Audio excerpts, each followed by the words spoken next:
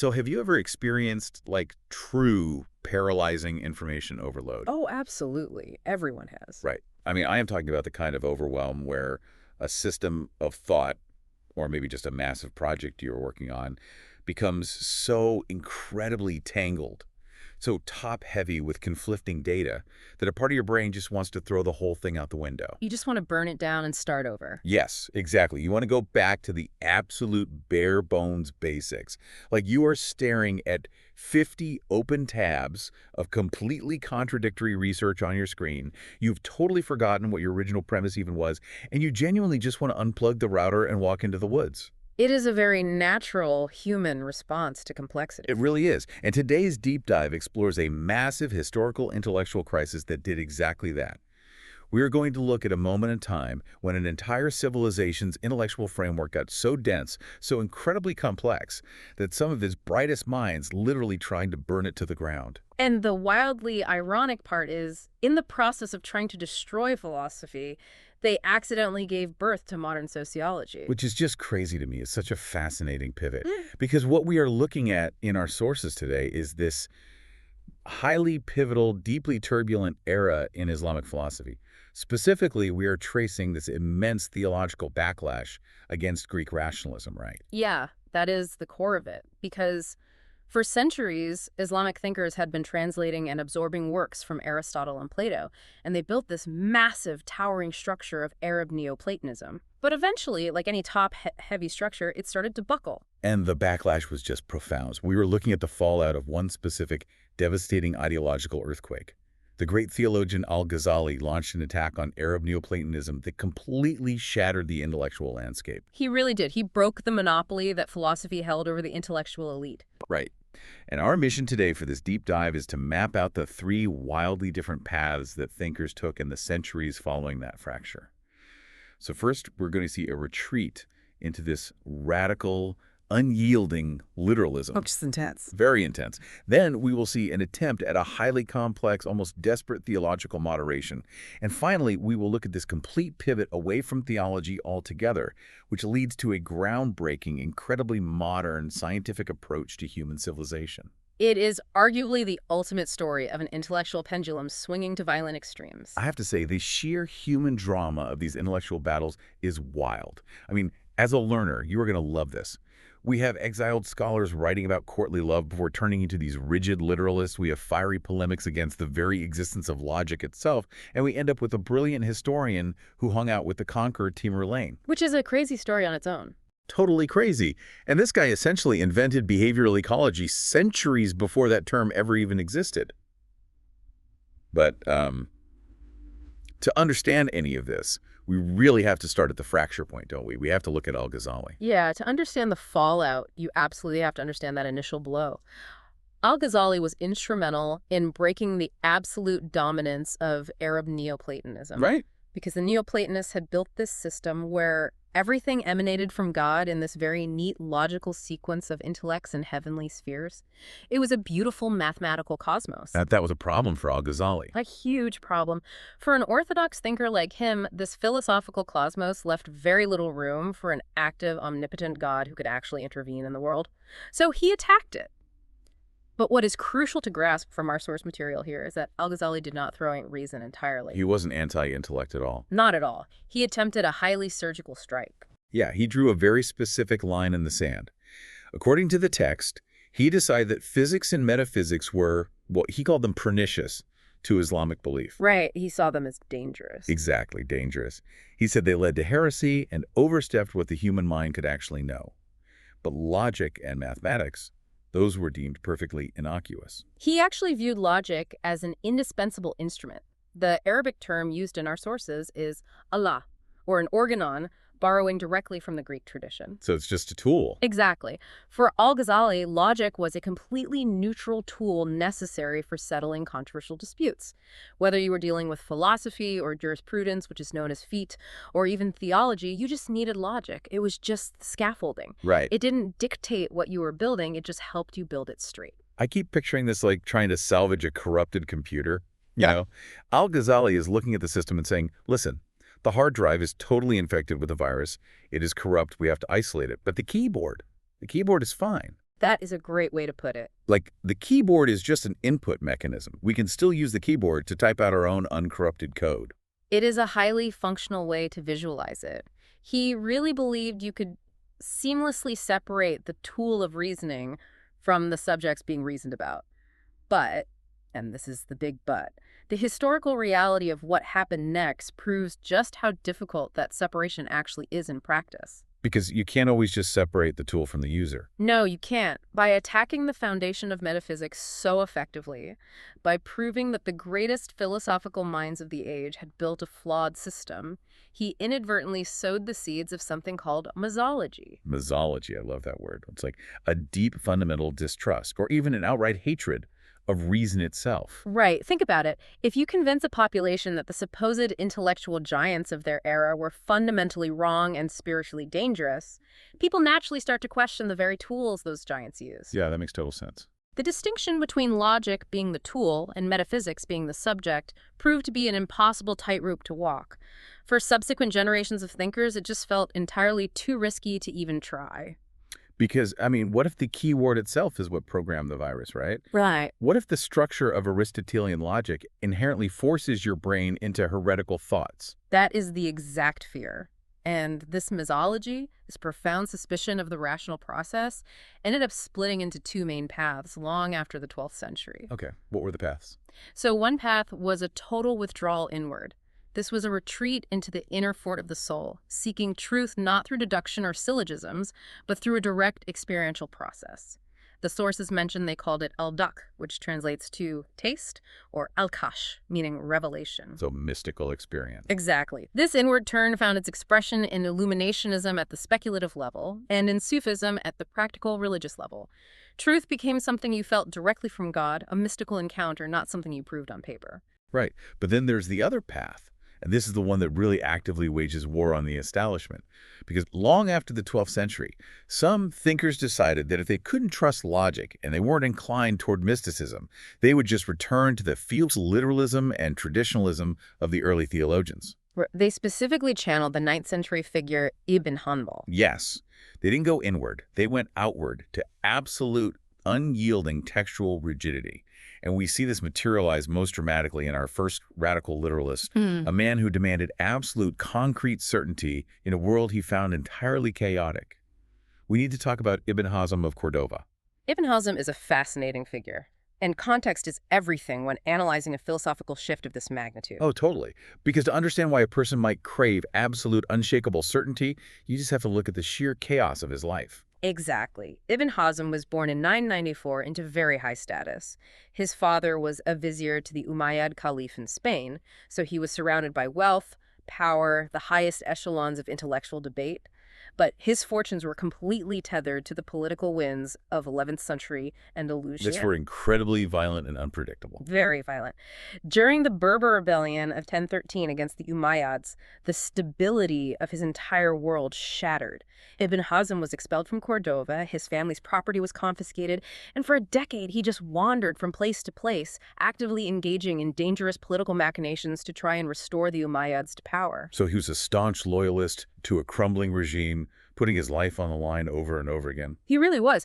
But in 1023, his patron was assassinated, and that appears to have been the breaking point for him. I mean, I would break too. Right. He was forced to flee Cordova yet again, and at that point, the sources note he abandoned politics entirely. He retreated from the physical battlefield and devoted the rest of his life to writing, bringing that exact same combative energy to theology. This is the part of this biography that just fascinates me. Because when we hear the phrase strict, unyielding religious literalist, we conjure up a very specific, usually dour caricature in our heads, you know. A very rigid personality. Exactly.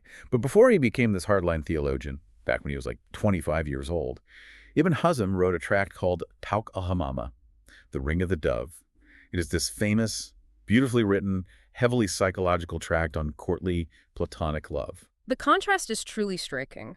It was heavily influenced by an earlier Zadirite theologian who wrote the first tract on Platonic love in Islam. Ibn Hazm's book on love is full of rich psychological observations about human nature, desire, and longing. Wow. Yeah. He also wrote a rare, systematic, ethical treatise, which reads much more like engaging literature than a dry, academic, ethical discussion. He clearly had a profound, empathetic understanding of the nuances of the human heart. So how does a guy who writes a deeply psychological, nuanced book on romantic love in his 20s decide, later in life, that all human reasoning, all deduction, all analogy are totally invalid for understanding truth? That is the million-dollar question. Right. Because if I am looking at his life, all that political betrayal, the assassinations, the confiscation of his home, it really feels like a trauma response.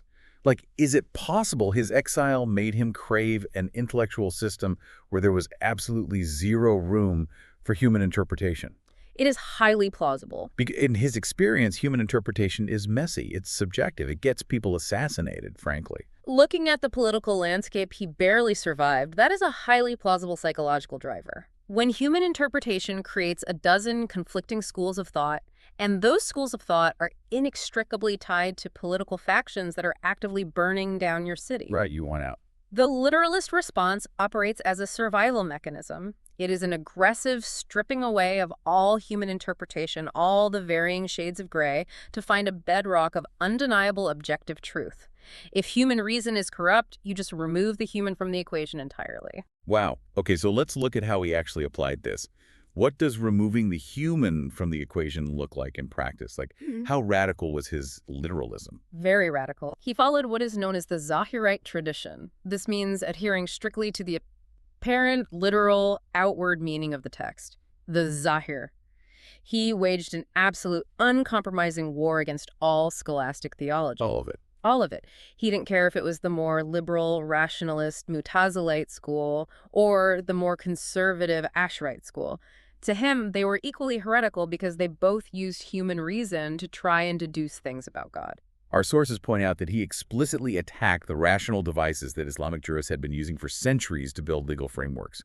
He went after qiyas, which is analogy. He went after ray, which is independent judgment. He rejected istisan, which is juristic preference, and talil, which is causal interpretation. He just wanted to strip all of these tools away. To understand how radical this is, you really have to realize that without those tools, an entire legal system essentially grinds to a halt. If you reject analogy, how do you rule on a new situation that isn't explicitly mentioned in the original texts? Exactly. I was trying to wrap my head around how this is even practically possible.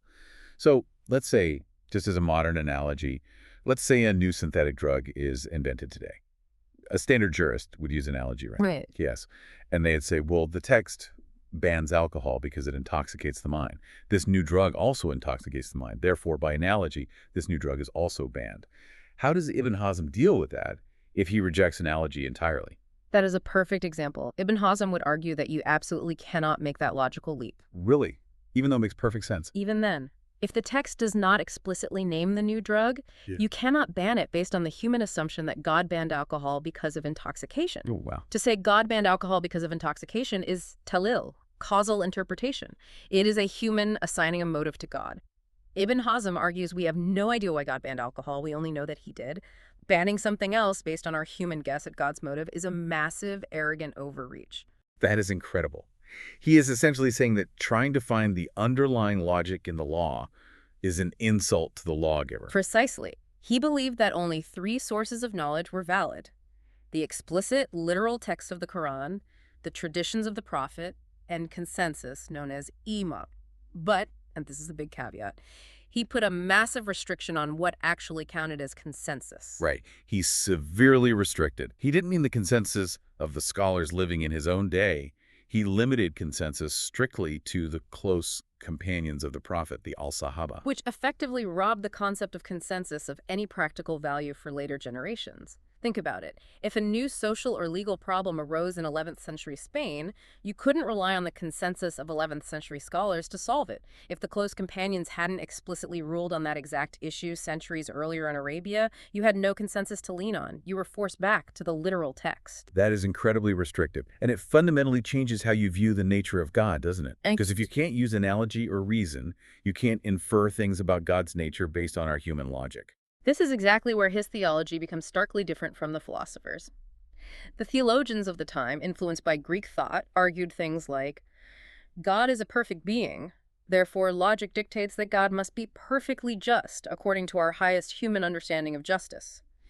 Ibn Hazm rejects that completely. Because that implies God is bound by a human concept of fairness. Exactly. He says we cannot rationalize God's attributes. Yeah. God is not just because our human logic dictates that a perfect being must be just. God is simply because the Quran uses that specific word. We cannot apply any names or concepts to God that he hasn't explicitly applied to himself in the text. We can't say God is good or deny that God is wicked based on rational philosophical grounds. We affirm the goodness and deny the wickedness purely because the text dictates those exact words. You are not allowed to rationalize the text. You are only allowed to submit to it. It's a total, absolute rejection of the human ego in theology. He's basically saying your logic is fundamentally incapable of plumbing the mysteries of God's essence. So stop trying. You are just projecting your own human values onto the divine. And the crazy thing is, Ibn Hazm was just the vanguard. Right. While he rejected theological interpretation, our next figure, writing over 2 centuries later, went a massive step further. He didn't just want to stop the theologians from interpreting Scripture, he wanted to dismantle the very foundations of Aristotelian logic itself. Which brings us to Ahmad ibn Taymiyah of Damascus, a Syrian jurist and reformer, and according to the sources, even more vehement and aggressive in his anti-rationalism than Ibn Hazm, which is saying something. It really is, and the context here is vital. Again, Ibn Taymiyah is writing in the late 13th and early 14th centuries. The Islamic world has suffered catastrophic shocks. The Mongols have sacked Baghdad. The political and social order is deeply fractured. And in this incredibly tense environment, Ibn Taymiyah's core thesis is a total return to the orthodox ways of the ancients, the al-Salaf. For him, the only authoritative interpretations belong to the first generation of Muslims, the companions, and their immediate successors, the al-Tabi'un. Anyone who came after that, anyone who tried to introduce new philosophical frameworks or Greek logic, was actively corrupting the truth. He was entirely uncompromising. He condemned every single sect that emerged after the 4th Caliph, Ali. That includes the Kharijites, the Shiites, the Mu'tazila, the Ash'arites, everyone. He looked at centuries of complex theological debate and basically said, you all got it wrong the moment you stopped just reading the text and started theorizing. But his harshest, most blistering polemics were reserved for the philosophers. Well, absolutely. Because the philosophers of his era had developed a theory that, honestly, is incredibly condescending. The philosophers claimed that Scripture was essentially just metaphorical. It was a simplified pictorial representation of the truth, designed specifically for the uneducated masses because the common people couldn't handle high-level metaphysics. The philosophers were arguing that religious texts are morally and socially advantageous to maintain order, but they aren't necessarily literally true. The real truth, the absolute truth, is only accessible through their elite philosophical deduction. You can see why a strict traditionalist, someone who believes the text is the literal word of God, would absolutely lose his mind over that level of intellectual arrogance. Oh, he was furious, and he channeled that fury into a brilliant, systematic, and devastating attack. His major work on this, The Refutation of the Logicians, is fascinating because it's a masterclass in using logic to destroy logic. He didn't just yell at the philosophers and call them heretics. He went after the very tools they were using, starting with how they defined things. The Aristotelian logicians believed you could only truly understand something through a strict, formal definition. They spent immense amounts of time arguing over the infamous species, which is the lowest possible category of a thing, and the essential differentiate, the specific trait that separates it from everything else in that category. But Ibn Taymiyah says, wait a minute. A definition is just an assertion made by a speaker. It is just a string of words. It doesn't actually convey genuine lived knowledge of the thing being defined, the definiendum. His argument here is structurally devastating to them. He says, if you give me a complex, logical definition of a concept, one of two things is true. Either I already know the truth of what you're saying beforehand through my own experience, in which case your formal definition hasn't taught me anything new, it's just pedantic. Oh, right. Or I don't know it, in which case I cannot possibly accept your string of words as truth without external proof. The definition itself proves nothing. I was thinking about this like reading a dictionary. Ibn Taymiyah is essentially pointing out that reading the dictionary definition of an apple, the round fruit of tree of the rose family, doesn't give you actual substantive knowledge of an apple if you've never seen one, felt its weight, or tasted it. Words defining words is an infinite useless loop that never actually touches reality.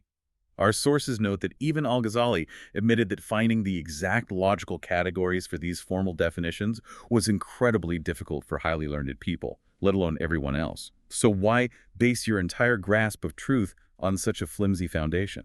And once he dismantles the validity of definitions, he immediately goes after The syllogisms. classic logic structure. Right. A syllogism is that foundational logical structure. All men are mortal, Socrates is a man, therefore Socrates is mortal. Logicians divide the components of these judgments into things that are self-evident and things that are not. But Ibn Taymiyah points out a massive glaring flaw in this system, right? Human apprehension varies wildly. What is entirely undeniably self-evident to you might be a total mystery to me. He drills right down into the mechanics of a syllogism. To make the logical leap, you have to intuitively grasp the connective tissue of the argument, what logicians call the middle term, or al-bads. Ibn Taymiyah observes that some people grasp this middle term instantly while others stare at it and see nothing. So it's not a universal law. No, that means the supposedly objective, airtight, universal structure of a syllogism is actually highly subjective. It relies entirely on the varying intuitive powers of the specific individuals involved in the debate. It is not a universal law of nature. It is a human convention subject to all our cognitive fallibilities. But his biggest target, the ultimate boss battle for Ibn Taymiyah, was demonstration, or burhan. In Greek philosophy, logical demonstration was considered the absolute highest form of proof.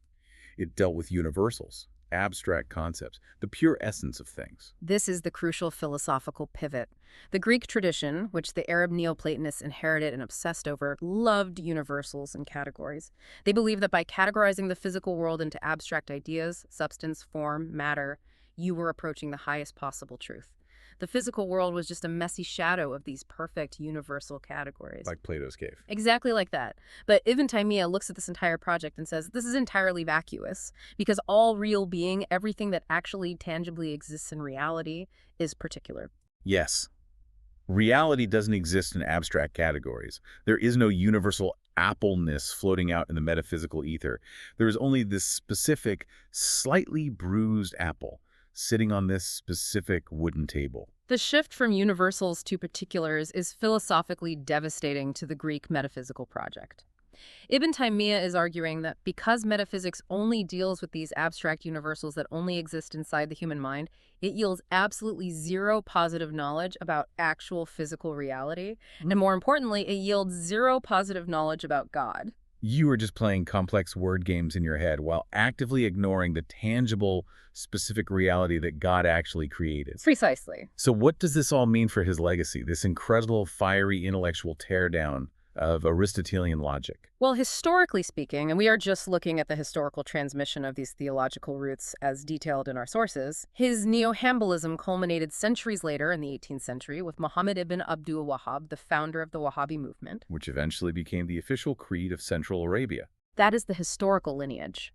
The text notes that this 18th century movement shared Ibn Taymiyah's absolute unyielding literalism, his heavy emphasis on strict ritual observance, and his strong condemnation of Sufi saint cults and mystical practices.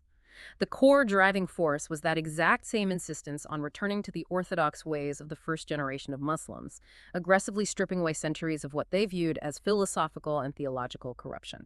It's a stark reminder of how ideas echo through time. We were watching the pendulum of thought swing to its most extreme anti-rationalist position. But of course, a civilization's intellectual life is rarely monolithic. Not everyone wanted to smash the pendulum. While the literalists were actively trying to burn down the house of Greek logic, another group of thinkers was quietly, meticulously trying to renovate it. Right. Not everyone abandoned reason in the face of al-Ghazali's critique. Some thinkers looked at the fracture and thought, we can fix this. The tools aren't inherently evil. We just need a bigger, better, more rigorous synthesis. Which brings us to the path of moderation, and a brilliant thinker named Fakhr al-Din al-Razi. Yes. Fakhr al-Din al-Razi is a fascinating contrast to the men we just discussed. Born in 1149 in Ray, he was one of the last true encyclopedic writers of Islam. And unlike Ibn Hazm or Ibn Taymiyah, who were often defined by their fierce, combative opposition to the intellectual establishment and, suffered for it, al-Razi was heavily patronized by rulers. He traveled extensively across the Islamic world, Khwarizm, Ghazna, Herat. He was deeply, comfortably embedded in the intellectual currents of his time. And crucially, he did not hate philosophy. Our sources indicate he was deeply influenced by Ibn Sina, the great philosopher. Al-Razi's approach was not to violently separate theology and philosophy into opposing camps. He completely blended them together. He was attempting the ultimate reconciliation. His major work, Al-Mabahith al-Mashriqiyya, which translates to Oriental Investigations, is this monumental effort to take the absolute best of philosophy and use it to clarify theology, while rigorously correcting philosophy's blind spots. He isn't throwing out the keyboard, he's rewriting the operating system. That is a perfect way to describe it. Yeah. Let's examine how he actually did that, because the philosophical maneuvers he makes are brilliant. One of his key philosophical stances was on the debate between essence and existence. How does al-Razi define being itself? Well, our sources say he starts by arguing that being itself is fundamentally indefinable. Why? Because our awareness of being, specifically our awareness of our own existence, is our absolute primary awareness. You can't define it using a more basic concept because there is no more basic concept. If you try to define what it means to exist, you inevitably have to use concepts that already assume existence. It is a closed linguistic loop. Therefore, it is a primary intuition, not a deduced conclusion. And from that starting point, he argues that existence is extraneous to essence. Right. What does that actually mean in practice, though? It means that just because you can conceive of the essence of something in your mind does not mean it actually exists in reality. You can perfectly conceive of the essence of a unicorn or a mountain made entirely of solid gold. You know what it would look like, you know its properties. The essence is clear in your mind, but that conceptual essence requires an external, existential determination, an act of creation, to actually come into being. The essence of a thing does not guarantee its existence. Okay, that makes perfect sense. You can't just think something into reality. But where he really takes a massive swing at the Neoplatonists is his critique of emanation. We mentioned this earlier. The Greek philosophers had this strict foundational maxim: out of one, only one entity can come. That maxim was the entire basis for their cosmology. They believed the first being, God, was perfectly simple, perfectly one. Therefore, logically, God could only directly produce one single thing, the first intellect, and then that first intellect, which had a tiny bit of duality to it, produced the next intellect, and so on, creating a cascading chain of multiple intellects radiating down to our physical world. And al-Razi looks at this absolute rule, out of one, only one can come, and just rejects it as completely logically groundless. He says there is no logical reason whatsoever to restrict God's creative power like that. Why can't a perfectly single God create multiplicity directly? Exactly. He exposes it as an arbitrary limitation placed on the Almighty by human philosophers who were just obsessed with tidy mathematical sequences. But al-Razi's most elegant and arguably most important philosophical maneuver is regarding God's knowledge of particulars. Oh, this is the massive trap the Neoplatonists had built for themselves. It really was. They argue that God is immaterial and perfectly unchanging. Therefore, God can only know broad, universal concepts. Because if God knew every tiny, changing, particular detail of the universe, like a leaf falling from a tree or a person suddenly having a specific thought, that would mean God's knowledge is constantly updating and changing. And if God's knowledge changes, God's essence changes. And a perfect being cannot undergo change. That was the theological nightmare. To keep God philosophically perfect and unchanging, the Neoplatonists basically had to make him ignorant of the daily, gritty details of our lives. But al-Razi counters this brilliantly. He says, God does know all the particulars. He knows every leaf falling, but it does not change his essence. How? Because al-Razi argues that knowledge isn't about assimilating the form of a thing into yourself. Knowledge is just a relationship. Al-Razi is arguing that God knows particulars not by changing his own divine essence, but by changing his relationship to the object. Wait, I am trying to wrap my head around this. Is it like looking out a window? If I look out the window right now and see that it is suddenly raining, my knowledge has changed. 5 minutes ago, I knew it was sunny. Now I know it's raining. My relationship to the weather outside has changed. But I haven't fundamentally changed. My core essence as a human being, my personality, my biology, it is all exactly the same as it was 5 minutes ago. Is that essentially what al-Razi is arguing against the Neoplatonists? That is a highly effective analogy. Yes, the change occurs in the relational dynamic between the knower and the known, not in the core essence of the knower. By mechanically redefining what the act of knowledge actually is, al-Razi saves the orthodox theological doctrine of an all-knowing, intimately involved God without sacrificing the philosophical rigor that demands God's essence remain unchanging. He sounds like the ultimate ideal learner. He reads Ibn Sina, he masters the Greek logic, he takes what works, but he rigorously, fearlessly questions the assumptions that don't hold up. He keeps intellectual curiosity alive without abandoning his faith. He does, and it is a breathtaking intellectual achievement, but unfortunately, al-Razi represents the high watermark for that specific kind of theological synthesis. It doesn't last. No. The sources indicate that following al-Razi, as we move into the 13th and 14th centuries, theology largely lost its originality. The momentum just stops. It stagnates. It became an era characterized almost entirely by commentary and glossaries. You had thinkers like al-Iji, al-Jurjani, and al-Taftazani.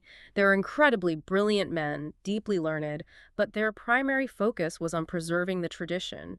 They were writing extensive, dense commentaries on the older works rather than breaking new philosophical ground.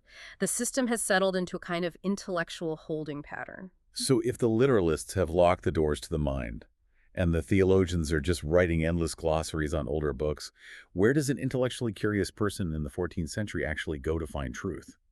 If theology is stagnant, the most explosive, revolutionary new ideas are going to have to come from an entirely different discipline. They have to leave theology altogether. Exactly. When metaphysics hits a dead end, you have to look to the physical world. We're moving away from the theologians entirely and turning to a man who simply observed physical historical reality, a historian. We turn to Abdurrahman ibn Khaldun, born in Tunis in 1332, died in 1406. And if you thought Ibn Hazm had a dramatic life, Ibn Khaldun's life is staggering. It really is. He was born to a noble, highly educated family of scholars and civil servants, but his life was immediately marked by profound, inescapable tragedy. The Black Death, the catastrophic plague of 1348 and 1349 swept through North Africa, and he lost his parents and most of his teachers. Wow. Yeah, that kind of early, massive encounter with mortality and societal collapse profoundly shapes a developing mind. And from there, his career is just constantly embroiled in treacherous high-stakes politics. He moves through the courts of Fez, Granada, Bougie. He attains high administrative positions, gets involved in courtly squabbles, gets imprisoned, gets released. But according to his own writings, he constantly yearned for a quiet life of study. He was exhausted by it all. He was a man deeply exhausted by the volatile, unpredictable nature of political power. He eventually fled to Egypt, where he was recognized for his brilliance and appointed as the chief Maliki judge. And his life was so extraordinary, so deeply tied to the currents of history, that in 1401 he famously found himself outside the besieged walls of Damascus, having a face-to-face, multi-day encounter with the legendary, terrifying conqueror Tamerlane.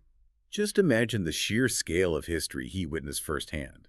But his true legacy wasn't diplomacy or his time as a judge. It was born during a rare period of solitude he managed to carve out for himself in 1377 when he retreated to a castle in Algeria and wrote the Al-Muqaddimah. It translates to the introduction, and it was meant to be the theoretical preface to his massive, multi-volume world history. But the Muqaddimah became infinitely more famous and influential than the history itself, because in it, Ibn Khaldun delivers his final devastating verdict on philosophy. There is a specific section titled The Repudiation of Philosophy. He echoes al-Ghazali's initial strike, right? He looks at the philosopher's claim about that Neoplatonic scale of being ending at a first intellect and just calls it totally arbitrary. He does, but his critique is grounded in a very pragmatic, almost modern empiricism. He argues that the physical sciences, as practiced by the philosophers of his day, are essentially useless for religion or for everyday livelihood. But he reserves his sharpest, most analytical critique for metaphysics. He argues that metaphysics is practically impossible. Why? Because its subjects lack a material substratum to demonstrate. You can't put an abstract spiritual entity under a microscope. You can't measure it. The premise of logical demonstration, as we discussed with the Greeks, requires a concrete basis in fact to be truly proven. Ibn Khaldun points out that even Plato, the father of much of this thought, admitted that metaphysics cannot yield absolute, ironclad certainty. It only yields probability or conjecture. And Ibn Khaldun's response to that is ruthlessly pragmatic. He asks, if all this incredibly complex, exhausting philosophical meditation only gets us to probability, why bother?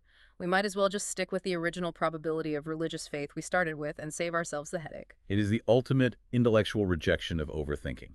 He is basically saying the ROI, the return on investment from metaphysics, is terrible. Yeah. But it gets deeper, because he also attacks the philosopher's fundamental idea of what constitutes human happiness. This is a vital philosophical distinction. The philosophers believed that ultimate human happiness was purely intellectual. They called it conjunction with the active intellect.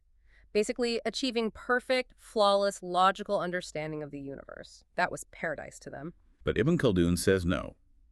He argues that the soul is spiritual, and its greatest possible pleasure doesn't come from grinding through complex logic puzzles. The greatest pleasure comes from direct, mystical experience, an experience where physical sensation and even complex brain activities like imagination, reflection, and memory are completely dispensed with. He believed that the dry, philosophical definition of happiness falls tragically short of the supernatural grace promised in Scripture. Logic is useful, but only as a whetstone. Its only real value is to sharpen the mind and create a habitus of truth, a disciplined way of thinking. And he explicitly warns that you should only study logic after you have completely mastered Quranic exegesis, tafsir, and jurisprudence. So we have a guy who is hyper-educated, brilliant at logic, deeply experienced in the real world, who uses his massive, formidable intellect to logically prove that logic cannot make you happy and cannot solve the mysteries of God. It is what modern scholars often call his positivism tempered by mysticism. He realizes the absolute ceiling of human reason. Reason cannot reach God. So instead of wasting his life on metaphysical speculation that goes nowhere, what does he do? He turns that massive, analytical, hyperlogical mind toward something he can observe, measure, and analyze. He turns it toward human beings.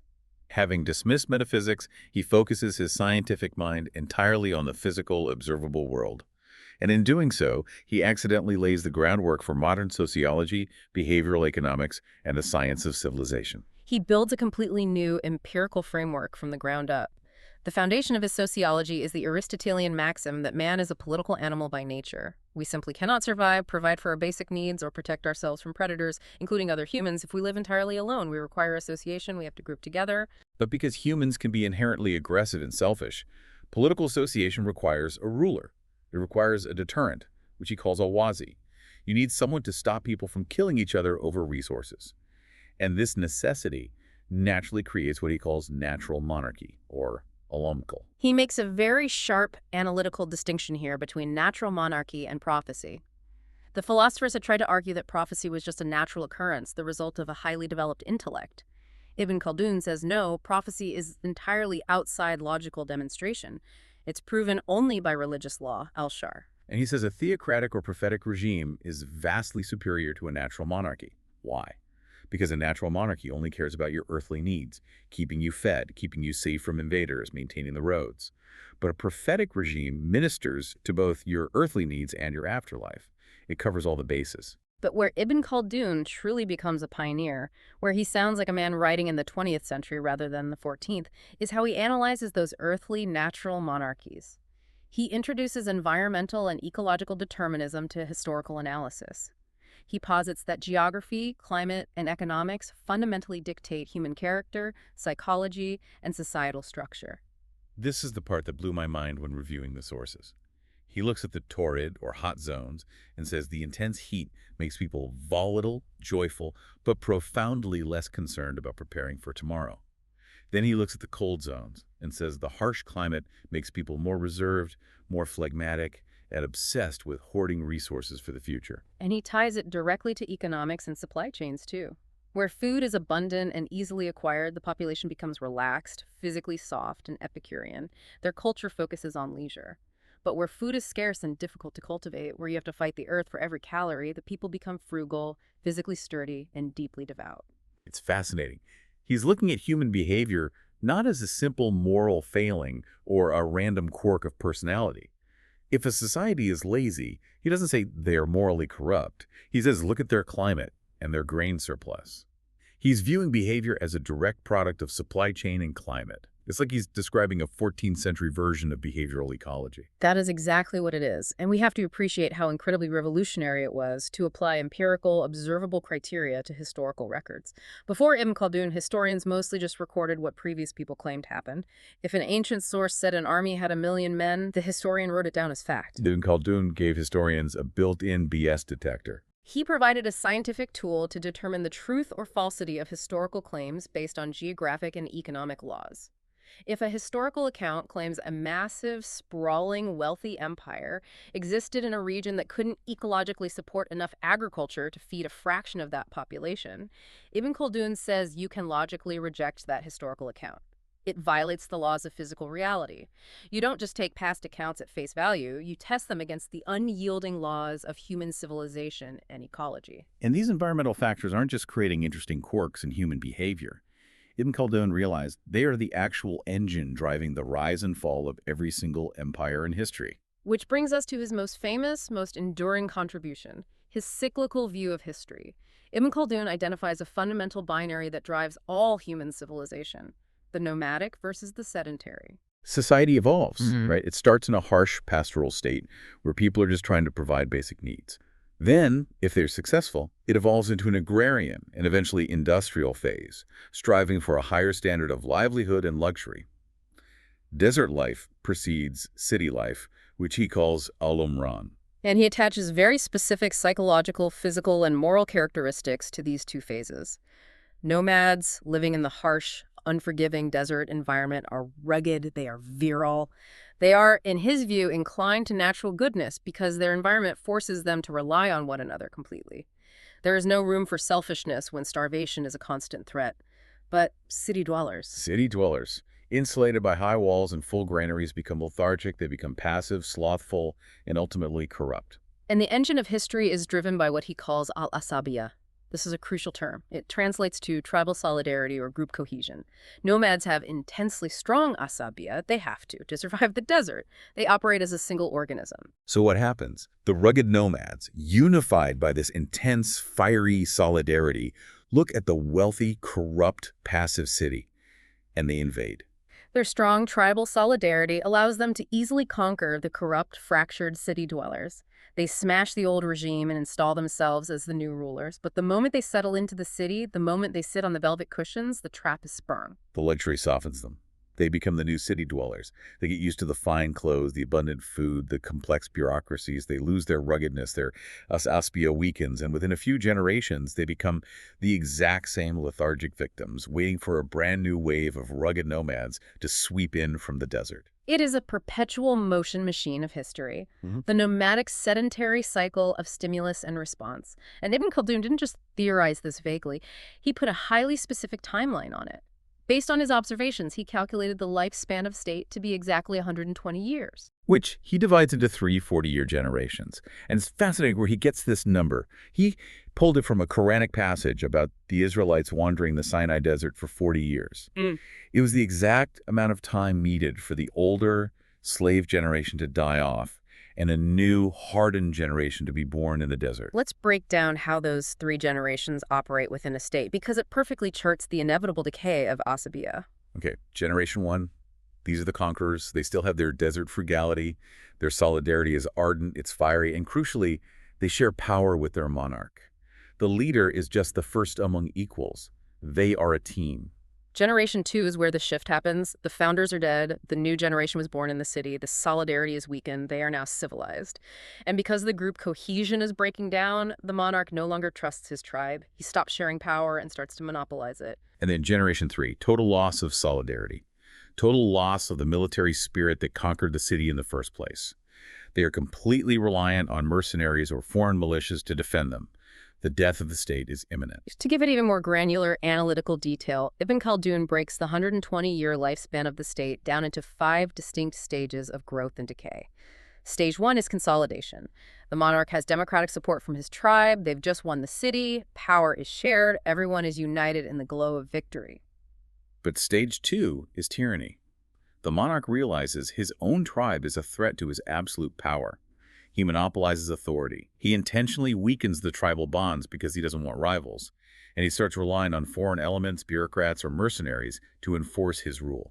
Stage 3 is exploitation. This is the peak of the state's apparent wealth. The ruler levies heavy taxes to accumulate massive wealth, and he spends it on building massive, opulent, public monuments to vie with other monarchs for prestige. I want to pause on stage 3, the stage of building public monuments, because it is profound. It's almost a universal rule of history. Whenever a civilization starts building massive vanity project statues or giant unnecessary structures, instead of focusing on survival, infrastructure, or the welfare of its people, it means the clock is ticking toward decay. It's masking internal rot with external grandeur. They are projecting a strength they no longer actually possess. That is exactly the dynamic he is describing. The monuments are a symptom of deep insecurity, which leads directly to stage 4, pacification. The expansion has stopped. The rulers are just trying to maintain the traditions of their ancestors. There is no innovation, no drive, just a desire to keep things quiet and avoid rocking the boat. And finally, stage 5, dissolution and decay. The monarch squanders whatever is left of the public treasure on personal pleasure and the whims of his retainers. The state rots from the inside out. The military is weak, the treasury is empty, the people are alienated, and the ground is perfectly primed for a new invasion from the outside. The cycle begins again. And Ibn Khaldun insists this entire cycle operates by strict, observable ecological and historical laws. But, keeping his theology intact, he insists it is simultaneously driven by the transcendent decrees of God. History, for him, is just the physical stage where the Almighty's grand designs play out through these natural, inescapable mechanisms. It is a breathtakingly modern, sweeping framework built in the 14th century out of the ashes of a theological crisis that started centuries earlier. It proves mathematically and historically that civilization isn't just a straight line of unending progress, which is a very modern vanity. It is a repeating biological life cycle of birth, maturity, and inevitable death. Wow. We've covered an immense amount of ground today. We've journeyed from al-Ghazali's initial surgical strike against reason, which cracked the foundation. We watched the pendulum swing into the absolute, uncompromising literalism of Ibn Hazm and Ibn Taymiyah, who tried to destroy the tools of logic entirely. We saw the complex, beautiful, but ultimately doomed attempts at synthesizing reason and faith by al-Razi. And we followed the trail all the way to Ibn Khaldun, who abandoned the metaphysical debates entirely to map out the physical laws of human civilization. It perfectly illustrates how a single intellectual crisis can fracture into entirely different worldviews, each shaping the course of history, law, and science in its own profound way. As someone who loves to learn, you are constantly managing your own sources, your own daily deluge of information. When you feel that information overload creeping in, how do you react? Do you approach it like Ibn Hazm, wanting to strip away all the noisy, messy human interpretation and just find a literal black and white bedrock of truth? Do you react like al-Razi, trying to patiently synthesize opposing, contradictory ideas into a unified theory? Or do you react like Ibn Khaldun, stepping back from the petty arguments entirely to look at the massive cyclical systems that are driving human behavior in the background? It is a highly demanding mirror to hold up to our own intellectual habits. So I'll leave you with a final thought to mull over. Think about Ibn Khaldun's 120-year, 5-stage life cycle of an empire: consolidation, tyranny, exploitation, pacification, dissolution. Now look at the society you live in today. Look at the structures around you. Are we in the stage of rugged solidarity? Are we in the stage of building massive, vain monuments to our own wealth to mask our insecurity? Or are we in the stage of squandering our treasure while we sit passively, waiting for the next wave of change to sweep in from the outside? Keep that in mind the next time you read the news. Thanks for taking this deep dive with us.